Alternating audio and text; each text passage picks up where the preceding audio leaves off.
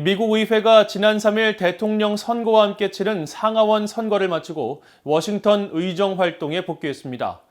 그런데 현재 의회에 계류 중인 한반도 관련 법안과 결의안 22건이 제대로 처리되지 않고 있습니다. 특히 대북제재 강화 법안과 한국전 종전촉구 결의안 같이 관심을 모았던 안건들 모두 연내 처리가 불투명해지면서 자동 폐기 수순을 밟고 있습니다. 첫 소식 이조은 기자가 보도합니다.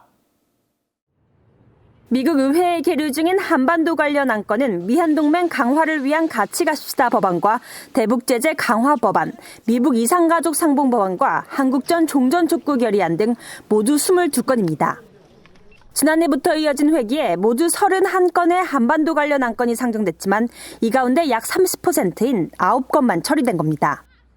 미국 의회의 회기는 2년 단위이기 때문에 연내 처리되지 못하는 안건은 내년으로 넘겨지지 않고 자동 폐기됩니다.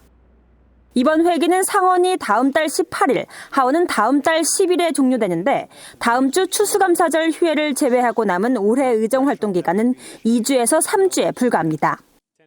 하원은 한반도 관련 안건 심의에 속도를 내고 있습니다. 하원은 11월 18일 본회의에서 21개 안건을 심의한 뒤 채택할 예정인데 여기에는 미한동맹과 관련된 결의안 2건이 포함됐습니다. 민주당의 아미베라 하원 외교위 아테소 위원장이 지난 6월 대표 발의한 미한동맹 한국전쟁 70주년 기념 결의안과 민주당의 톰 소지 하원 의원이 지난 1월 대표 발의한 미한동맹의 중요성을 재확인하는 결의안입니다. 수호지 의원의 결의안은 미한 방위비 분담금 특별협정의 단연 단위 체결을 촉구하는 내용이 새로 포함돼 채택될 전망입니다. 하원의 이번 안건 심의는 그동안 미한 방위비 분담 협상과 연계한 주한미군 감축 가능성과 관련해 민주당 의원들 사이 제기됐던 우려가 반영됐습니다. I am worried based on previous comments from the administration and the negotiation that has gone over how much South Korea should pay for our presence there. I am worried about that fraying a very important alliance, as I said earlier. 하지만 나머지 20건의 안건들은 연내 처리 여부가 불투명합니다. 민주당의 로칸나 하원 의원이 지난해 초 상정한 한국전 종전촉구 결의안은 현재까지 진보 코커스 소속 의원들을 중심으로 51명의 지지를 받았지만 상임위조차 넘지 못하고 가장 오래 계류된 한반도 관련 안건입니다. 민주당 내 중도 성향의 의원들은 물론 공화당까지 초당적 지지를 이끌기에 한계가 있다는 지적을 받아왔습니다.